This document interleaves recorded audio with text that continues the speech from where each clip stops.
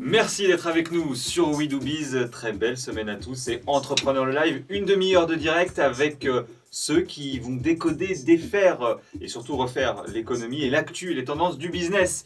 Au sommaire, cette semaine, eh bien, on va parler d'Uber, Uber Pop principalement, avec 7 décisions de justice. Cette fois-ci, c'est officiel, Uber Pop n'est pas le bienvenu en France. 150 000 euros d'amende à l'encontre de la firme américaine pour pratiques commerciales trompeuses. Alors qu'est-ce que ces amendes, ces condamnations veulent dire de notre capacité à découvrir, à appréhender cette nouvelle économie? Eh bien, on va en parler dans quelques secondes.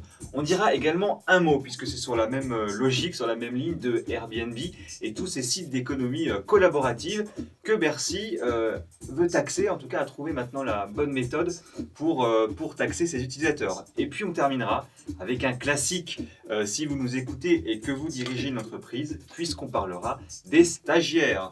Un décret qui est paru au journal officiel et qui limite le nombre de stagiaires par entreprise, 15% maximum de la masse salariale. Alors est-ce que ce sont des vraies opportunités d'embauche pour ceux qui cherchent des emplois, ou est-ce que c'est finalement un véritable handicap à venir pour les entrepreneurs? Bienvenue dans Entrepreneur le Live. Avec nous cette semaine, Ève Chegaray, et j'en perds mes feuilles, voyez-vous. Bonjour Julien. Comment ça va? Ça va super. Coach pour les entrepreneurs, membre également de la BFM Academy. Merci d'être avec nous. Avec nous également Denis Jacquet. Bonjour Julien. Parrainer la croissance toujours, et patron dirigeant maintenant de l'Observatoire de l'ubérisation. Eh oui, il faut ubériser la société. Enfin, ou plutôt, il faut lui expliquer comment va se passer l'ubérisation. Et justement, si on fait un peu de pédagogie en un mot, quel est le prochain secteur qui va être ubérisé, qui est sur la carte? J'espère que c'est la banque. Moi, je pense que la banque, c'est déjà plutôt entamé.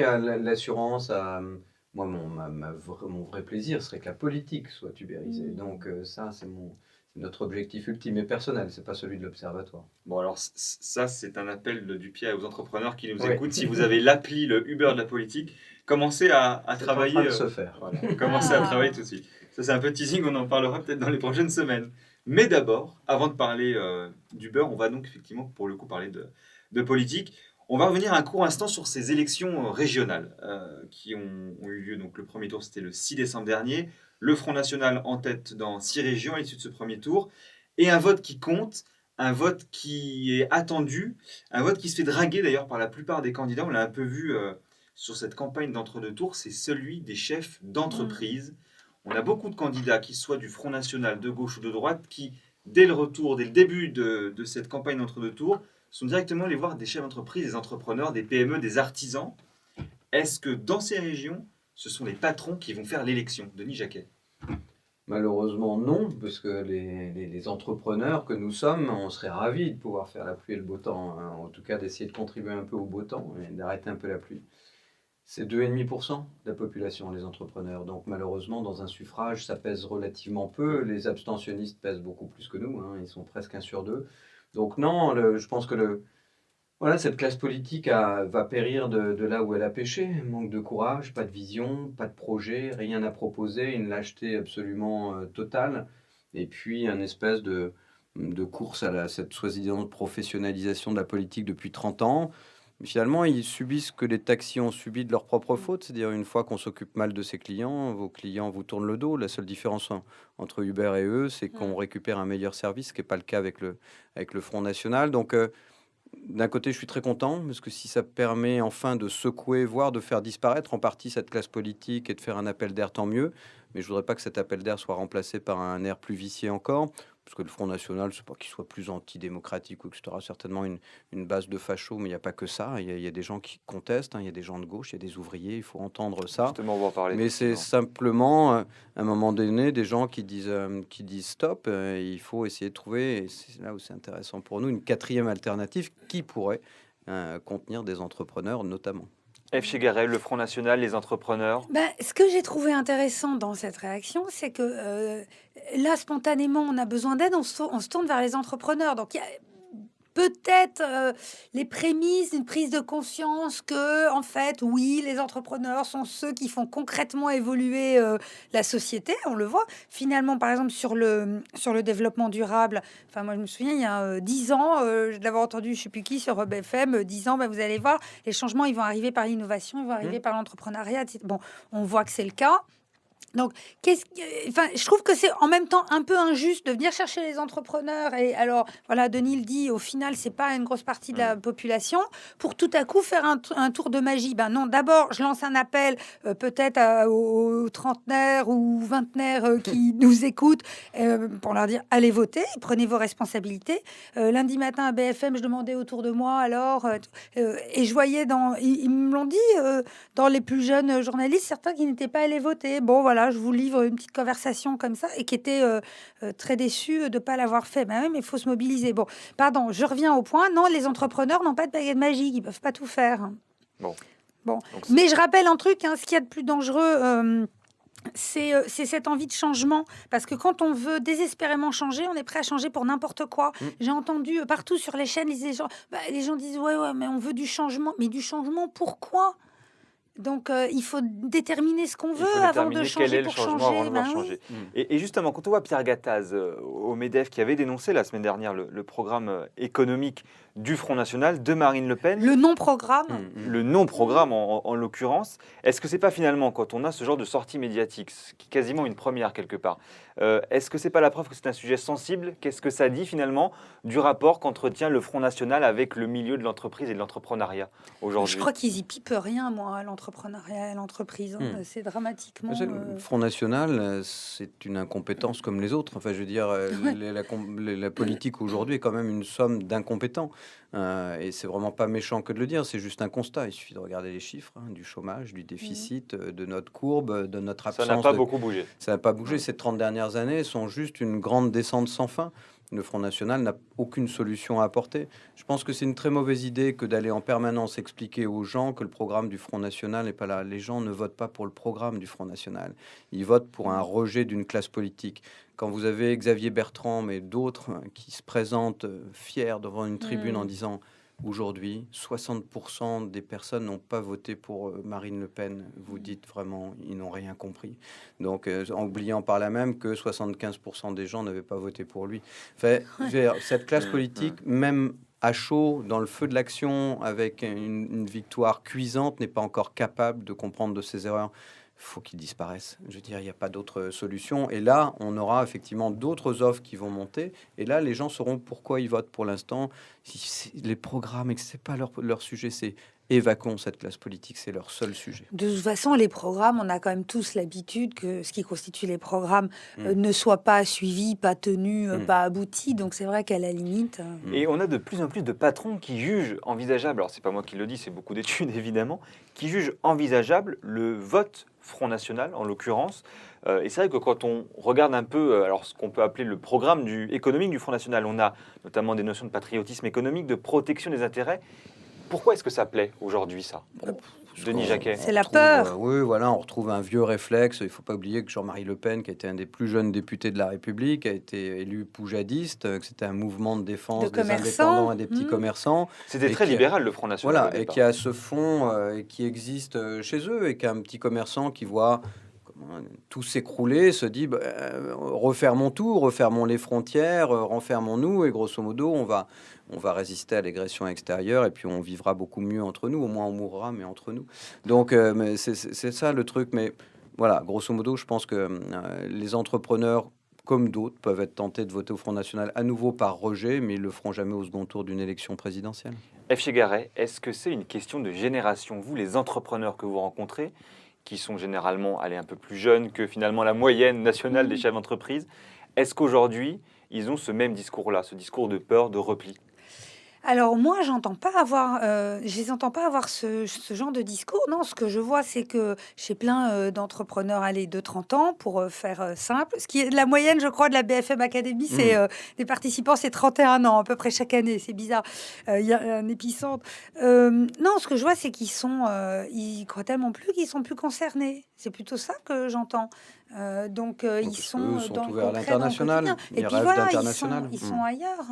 Ils sont déjà ailleurs dans leur tête. C'est un peu triste pour la France. Bon, et ce qu'on peut dire en tout cas, c'est que dimanche prochain, il faut donc aller voter, c'est Il faut très important. voter. Allez, restez avec nous parce qu'on parle dans quelques secondes, dans quelques minutes, des stagiaires avec ce décret qui limite notamment les entreprises dans l'embauche, en tout cas dans le recrutement de stagiaires, en espérant, en pensant que ça va faire décoller l'emploi. Est-ce que ce n'est pas une réflexion un peu naïve justement? Eh bien, on aura quelques éléments de réponse tout à l'heure. Mais d'abord, on va parler d'Uber et d'Uber Pop. C'est donc confirmé, hein, Uber Pop en France est bien illégal. La filiale française de l'entreprise américaine a été donc condamnée lundi 7 décembre à 150 000 € d'amende pour pratique commerciale trompeuse. En un mot, et on va commencer par Denis Jacquet, parce que je sais qu'il bouillonne Grand déjà, observeur. n'est-ce pas? Observateur. En un mot déjà, surprise de la décision, est-ce que vous êtes surpris de la somme également, qui est d'ailleurs plus important qu'en première instance? Le propre d'une démocratie, c'est d'accepter le changement. Voilà, donc aujourd'hui en France, on n'est officiellement plus en démocratie, mais on le savait déjà depuis quelques années, on est dans une oligarchie, hein, puisque quand le pouvoir est confisqué par un nombre limité, ça s'appelle une oligarchie. Quand elle se reproduit entre elles, c'est une oligarchie même génétiquement conservée. Bon. Donc aujourd'hui, une démocratie qui commence par interdire ne peut plus s'appeler une démocratie. Un gouvernement qui a démarré en disant j'interdis, voilà, quelques années après 68 où il était interdit d'interdire, prouve qu'effectivement tous ces mouvements de révolte ont été pour rien et n'ont ajouté aucun pavé à la démocratie en tout cas. La troisième chose, c'est que Uber Pop, aujourd'hui, c'est un système qui devait être adapté, mais certainement pas interdit. Je rappelle aujourd'hui que ça n'a enlevé aucun chiffre d'affaires au taxi, que ça a appelé un marché supplémentaire de gens qui habituellement ne prendraient jamais le taxi, et ça a apporté des revenus à des gens qui étaient écartés de l'emploi de façon massive, voire discriminatoire, puisqu'on se connaît l'origine ethnique principale de ceux qui conduisent des Uber Pop aujourd'hui. Donc, si on veut continuer à leur dire que l'ascenseur social est non seulement en panne, mais en plus fermé, si on veut continuer à leur dire qu'il n'y a aucune capacité de trouver un emploi dans ce pays, si on veut continuer à dire qu'à chaque fois qu'une initiative arrive, elle doit d'abord être interdite avant d'être adaptée, fantastique, on va certainement avoir un pays super attractif. On le rappelle d'ailleurs en amont à Uber Pop, pour ceux qui n'auraient toujours pas compris, ce sont des particuliers comme vous et moi finalement qui en actionnant l'application peuvent avec leur véhicule personnel aller trimballer quelques gens. Voilà, en gros c'est ça. Sur l'amende, je pense que ça chatouillera assez peu nos amis. Oui, ils viennent de relever 2,5 milliards, ils sont valorisés à 60. Ça va être compliqué. 200 000, c'est quelques minutes de chiffre d'affaires.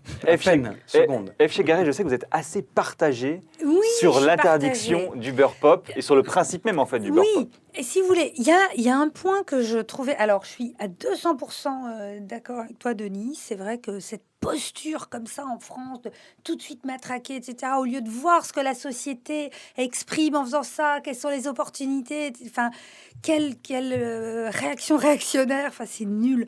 Mais moi, je me posais quand même des questions de sécurité. Finalement, quand on voit que quelquefois même certains taxis nous conduisent somme toute assez mal, certains conducteurs de beurre ou équivalents, tâtonnent un peu dans leur itinéraire ou dans leur attitude de sécurité. Et là, je me suis dit, si n'importe qui, enfin, monsieur tout le monde, madame tout le monde se met à nous prendre en charge, il peut peut-être être assuré, mais il y a aussi, voilà, des trucs à construire pour que ce soit faisable. Donc, j'étais plus intéressée par ça. Mais dans l'idée, mais moi je trouve ça génial.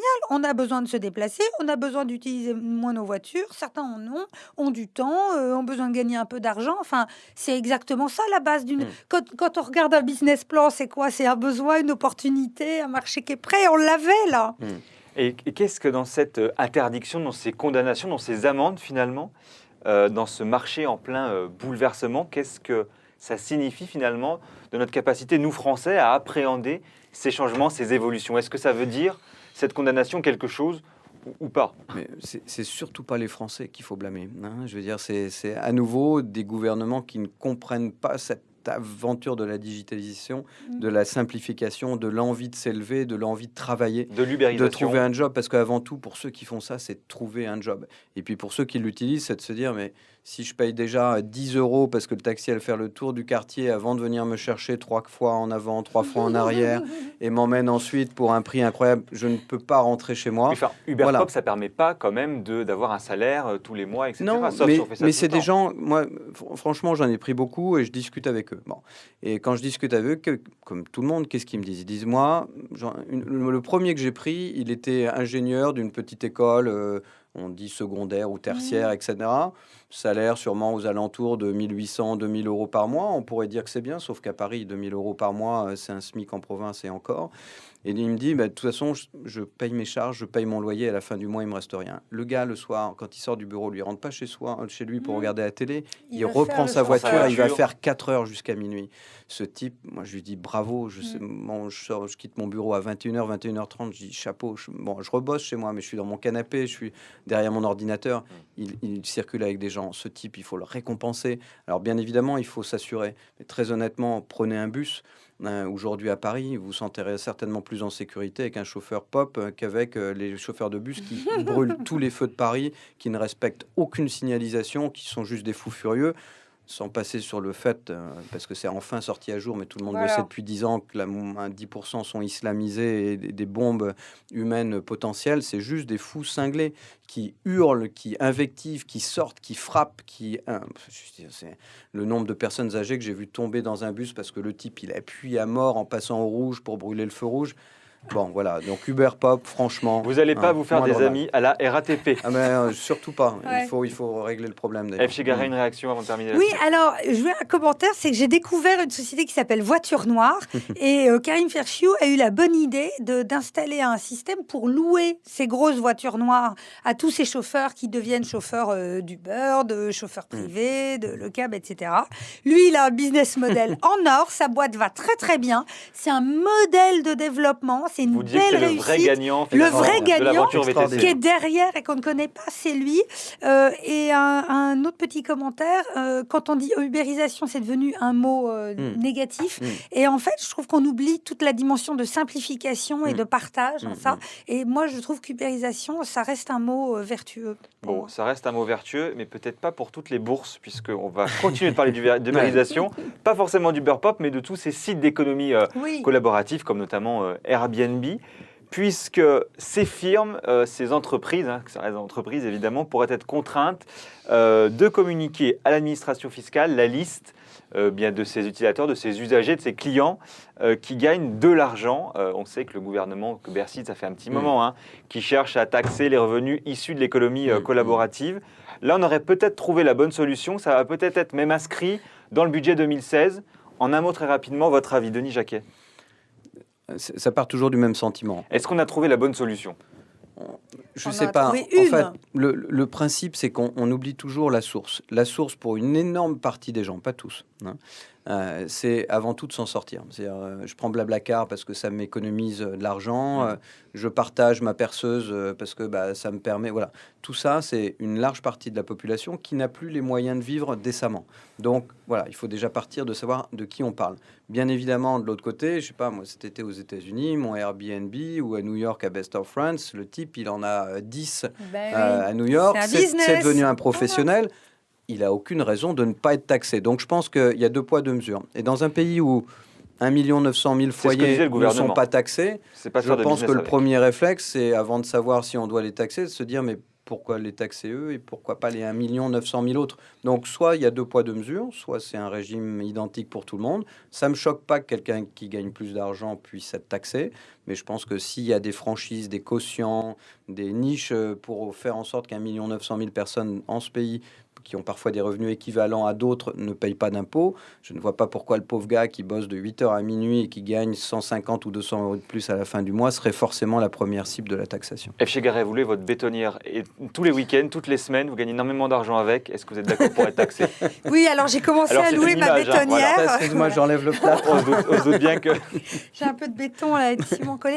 Est-ce que vous moi, êtes je- d'accord pour payer? Oui, mais oui, je suis d'accord. Mais il y a encore une histoire d'attitude. Et puis, moi, dès que j'entends le gouvernement dire qu'il veut des listes. Ouais, j'aime pas beaucoup les listes. Là. Il paraît que le FN commence à faire des listes des journalistes qui lui conviennent pas. Ça rappelle des temps maudits quand même.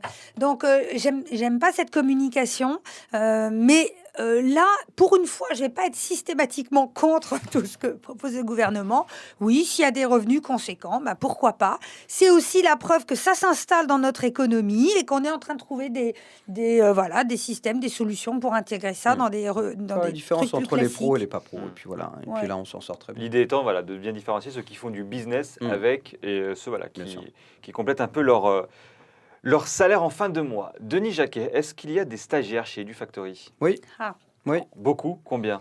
Il y en a toujours, on grossit, donc ça grossit proportionnellement, mais on doit avoir au moins 4 en ce moment, je pense. Donc on est totalement dans l'illégalité, c'est vrai que vous allez me dire. Eh bien, ça dépend quelle est votre masse salariale. On est 21, donc pratiquement 25. Donc on aura le pratiquement droit, dans l'illégalité. ouais. Alors, Ouais. parce qu'on va terminer donc cette Ça émission. va vite, hein? Oui, ça va très vite. On va terminer cette émission avec les fameux stagiaires de l'entreprise. Alors, on voulait évidemment en parler un peu plus tôt dans cette émission. Malheureusement, l'actualité du mois de novembre a fait qu'on a été un peu bousculé. Mais alors, parce que le décret date de début novembre, fin octobre, avant d'aller plus loin, rassurez-nous, rassurez nos auditeurs l'un et l'autre, est-ce qu'il y a bien longtemps, on est en 2015, que les stagiaires, ce ne sont plus uniquement des petits jeunes qui font les photocopies et le café quand même? Bien sûr. Le rôle du stagiaire a considérablement évolué. chez Mais Garrett. le rôle du stagiaire, il est essentiel dans l'entreprise. Alors, évidemment qu'il y a eu des abus, évidemment qu'il y a des cas de jeunes qui n'ont que des stages quand ils en ont, et c'est dramatique. À un moment donné, il faut qu'ils rentrent dans un emploi qui serait vrai, mais ça nous ramène à ce qui est devenu l'emploi par ailleurs, parce que si est esclivage, c'est bien qu'il y a un problème.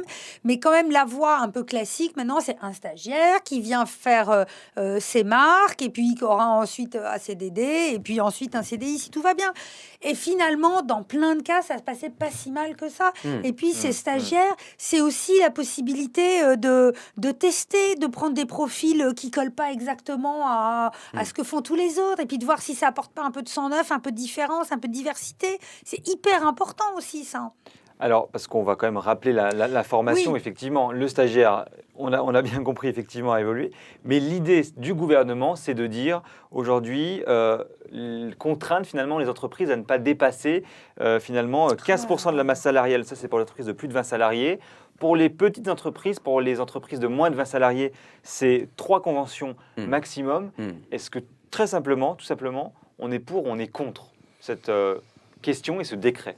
À nouveau, une législation pour rien. Ouais. Bon, donc il y a deux mondes, celui des grands groupes, celui des PME. Je pense que pour les grands groupes, on peut se poser légitimement la question du fait de remplacer en permanence des vrais jobs dont ils ont vraiment besoin par des stagiaires. C'est-à-dire, quand on voit la trésorerie des grands groupes du CAC 40, on se dit qu'ils peuvent quand même se permettre quelques petits CDI. emplois. Hein. Ouais. Donc la plupart perdent plus par l'effet de l'âge et des retraites que ce qu'ils recrutent. Ils ont un différentiel tous les ans, donc ils prennent des CDI. Bon, maintenant, les stages sont aussi un moyen de se faire sa première expérience, puisque c'est la première discrimination qu'a un jeune, c'est t'as pas d'expérience, je t'embauche pas.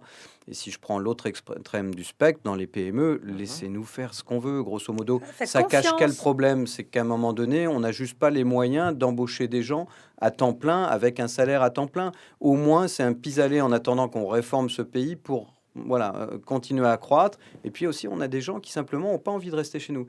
C'est-à-dire, si je prends les stagiaires, moi que j'adore de l'école 42, ils sont super bons, mais pour l'instant, EduFactory, c'est pas assez sexy pour eux. Ils préfèrent Ubisoft ou d'aller chez peut-être Facebook, revenir un peu etc. plus tard, Et finalement, aujourd'hui, on n'a pas un univers suffisamment excitant. Par contre, ils adorent bosser pendant 6 mois. Et nous, c'est super de les avoir en permanence comme stagiaires.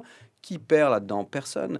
Et on les remplacera jamais par des emplois à temps plein parce qu'on n'en aura pas les moyens. Mais justement, le gouvernement nous dit finalement, c'est pour augmenter le volume de CDI dans les entreprises, Ça pour marche. faire des vrais Ça n'a contrats jamais quelque marché. On part. n'a jamais réussi à Ouais. obliger les entreprises C'est à le même recruter discours en que les CDI. 35 heures. Est-ce que c'est un peu Isaac, naïf ouais. comme Totalement. Mais c'est complètement... C'est naïf et c'est non Mensonger. informé, désinformé. Encore une fois, en lien avec ce qu'on disait tout à l'heure sur le FN et la place des entrepreneurs, etc. Mais au fond, que la classe politique, dans son ensemble, Denis parle bien de la classe politique, viennent vivre un peu en entreprise, mais pas passer une heure pour serrer des Et là, mains. ils comprendront Et que qui ça viennent- remplacera Quand jamais on un voit CDI. les offres, quand on voit les missions qui sont proposées à des stagiaires, ce sont des vrais jobs C'est aujourd'hui. des vrais jobs. Oui. Ce sont des vrais jobs. Donc, Mm. on peut légitimement, naturellement se dire, finalement, ça peut aussi valoir un vrai salaire. Mais quel patron de PME est content aujourd'hui de payer 2 fois un salaire en charge, etc. Ouais. Enfin, il faut quand même en revenir. Mm. Plus on met de Bien sûr. lois, plus on met de législation, Mm. plus on met de contraintes, plus on met de Mais charges. prosaïquement, on a envie. Ce qu'il faut comprendre, c'est que dans une PME, les gens sont super importants. Quand ils partent, c'est une partie de votre savoir-faire qui part avec eux. Donc, on les voit pas partir de gaieté de cœur. Mais à un moment donné, vous dites, bon, à 600 avec les charges, je m'en sors à 900 000, je peux. Mais il y a des moments où c'est juste que quelqu'un qui est à 1500 net et donc 3000 chargés, vous ne pouvez pas. Donc, vous n'avez pas le choix. C'est pas que vous en avez pas envie. Moi, je préfère les former, capitaliser, qui restent chez moi. Au contraire, ils m'apporteront beaucoup plus et à terme, je pourrais les vendre beaucoup plus cher et donc du coup les faire évoluer. Mais dans un premier temps, 90% des PME françaises ne peuvent pas se permettre ce type de coût. Est-ce que l'utilité du stagiaire, alors là en l'occurrence dans les petites entreprises, chez les entrepreneurs, dans les startups, puisqu'ils nous écoutent beaucoup, est-ce qu'aujourd'hui on peut dire que c'est un vecteur de croissance, c'est du win-win finalement? C'est voilà, j'apporte mon savoir-faire, mes compétences, mais en même temps, voilà, je coûte pas très cher. Stagiaires et les autres, je crois que toutes les compétences sont hyper précieuses dans les petites boîtes. Une personne sur une boîte qui en compte 10, par exemple, vous vous rendez compte, c'est 10% des compétences. Donc oui, le stagiaire, il est aussi précieux et je vous garantis qu'on va effectivement pas le contingenter à faire des photocopies pour ceux qui en font encore. Donc oui, il est super important. Mais si vous voulez, je suis embêtée, moi, avec ce débat-là, parce que ça nous ramène à quelque chose d'antérieur. Et oui, le travail a changé, quand même, un truc qui est quand même super compliqué. Donc je dis pas qu'il fallait rien faire sur la question des stages, mais j'ai eu l'impression que ça avait été en plus un peu précipité. C'est ça la question, c'est qu'est-ce qu'on aurait dû faire, qu'est-ce qu'on doit faire sur cette question des stagiaires aujourd'hui pour contenter à la fois les stagiaires, les chefs d'entreprise et puis quelque part aussi l'opinion publique, le gouvernement. Très honnêtement, sur toutes les boîtes de moins de 250 personnes, laissons-les faire ce qu'elles veulent. Je veux dire, vraiment, je reviens sur un point clé. On a besoin d'avoir ces gens chez nous. Si on pouvait se les payer, franchement, on les garderait, on les laisserait pas partir. Moi, quand je vois ces stagiaires de l'école 42 nous quitter, on pleure et on essaye d'ailleurs de Et vous continuer à pensez bosser qu'aujourd'hui, avec le eux. gouvernement n'a pas saisi finalement cette Mais bien réflexion, sûr, cette logique? ils n'ont pas compris. Mais je veux dire, quand vous avez 2% des députés qui ont travaillé dans le monde ça. réel, dans leur vie, quand vous avez un gouvernement dont 90% des membres, droite comme gauche, n'ont jamais travaillé dans leur vie dans une entreprise, ils peuvent pas comprendre ça. Ils font des équations mathématiques comme pendant les 35 heures. Alors, si je supprime les CDI, les autres, ils n'ont pas le choix, ils vont être obligés d'embaucher. Non, après, tu vas surcharger tes salariés actuels. Je suis désolé, la gueule. Parce que, et puis, on va tous être sur le pont 6 jours sur 7, ou 7 jours sur 7. Parce que aussi, on a des contrats qui parfois durent quelques mois, et puis ça redescend. Et cette souplesse-là que la loi ne veut pas nous donner, pour pas parler de flexibilité de l'emploi, on l'apprend par des pis-aller. Et franchement, pour les PME, c'est un pis-aller. À nouveau, je le répète, je pense que pour les grands groupes, la législation pourrait être plus contraignante. Allez, maintenant on passe au coup de cœur et au coup de gueule. Ça nous changera un petit peu les idées pour terminer cette émission. On va commencer avec F. Chegaray. Ah oui, j'ai un Et c'est super un coup de cœur. Ça va nous aérer un peu. Voilà, j'ai un super coup de cœur. Jeudi matin, entre 8h et 14h, HEC à Jouy-en-Josas se tient Paris-Saclay Invest. C'est une convention de financement. Ça regroupe 10 entrepreneurs qui ont été sélectionnés par une association qui s'appelle Finance et Technologie, vont pitcher devant de très nombreux business angels et fonds qui se donnent rendez-vous là pour découvrir des talents. 2 ateliers se tiendront aussi dans la matinée. Et donc moi, j'invite les entrepreneurs à y aller. C'est évidemment gratuit pour y participer. On peut encore s'inscrire sur paris-saclay-invest.com. Je crois qu'il y a des tirets entre Paris, Saclay et Invest. Et c'est vraiment un lieu, la manifestation existe depuis quelques années. On apprend énormément sur comment construire sa levée de fonds, à qui s'adresser. C'est des contacts qui sont riches et puis peut-être la possibilité d'être sur scène pour une prochaine édition. Paris-Saclay Invest, je vous le recommande. Et c'est jeudi. Jeudi matin, 10 décembre, HEC. HEC. Denis Jacquet, coup de cœur. 10, on est le combien jeudi? Je sais plus. On sera le jeudi 10 décembre. 10, on n'est pas mal du tout. Non, 10, c'est bien. Ouais. Parfait. Denis Jacquet, coup de cœur ou coup de gueule? J'aime entendre HEC, ça me rappelle des souvenirs. Ouais. Comment peut-on, à un moment donné, ça commence où les par un gens coup de gueule, ça. meurent dans la rue, fusillés par des terroristes, donner plus d'attention au stationnement et aux aires de livraison qu'à la vie de nos concitoyens? Et grosso modo, ce matin, j'étais atterré. Alors, quand on se gare sur les livraisons, on a la punition. C'est pas ça le problème. Le problème, c'est une voiture, 3 personnes dedans, parfois 4. Pour mettre un PV qui maintenant nécessite une douchette électronique, donc juste tendre le bras vers la manivelle, Vers la 3 plaque, personnes pour faire ça. M'expliquer un peu plus, la jante féminine est capable de faire 2 choses en même temps, donc on n'a pas besoin de 3 personnes. 3 personnes, et pendant qu'elles verbalisent, qu'elles contractualisent, qu'elles discutent avec les trucs, elles laissent le contact allumé sur leur voiture à l'heure de la COP21. Je trouve ça lamentable, ça veut dire que le stationnement a plus d'importance que les vies humaines, et c'est juste lamentable. Ce racket parisien est devenu tout à fait insupportable, et imaginez que 3 personnes, au lieu de surveiller les aires de livraison, surveillent tous les quartiers sensibles, fassent les tournées nécessaires pour faire en sorte de repérer des agissements suspects, des colis suspects, etc., nos vies seraient mieux protégées. Et je pense qu'aujourd'hui, on Et a plus besoin ce de ça serait- que des aires de livraison souvent inutiles qu'on a dans les rues et qui ne servent à personne. Et ce serait plus valorisant en plus comme métier. Ouais, c'est pour elles. clairement. Bon, ça, c'était le coup de cœur de Denis Jacquet. C'est beaucoup d'argent. Voilà. Et sinon, on fait quand même chez Garret, on vient en scooter. Voilà. Voilà. C'était la petite morale de la fin. Et moi en footing. Et voilà. Et Denis Jacquet en footing ou en Vive métro. le sport. Denis Jacquet, F chez Garret, merci Merci, d'avoir Julien. participé à Merci. cette émission. Merci à vous de nous avoir suivis. On se retrouve évidemment la semaine prochaine. Et d'ici là, vous retrouvez cette émission en replay sur le site de WeDoBiz, wedobiz.com. Très belle semaine à tous.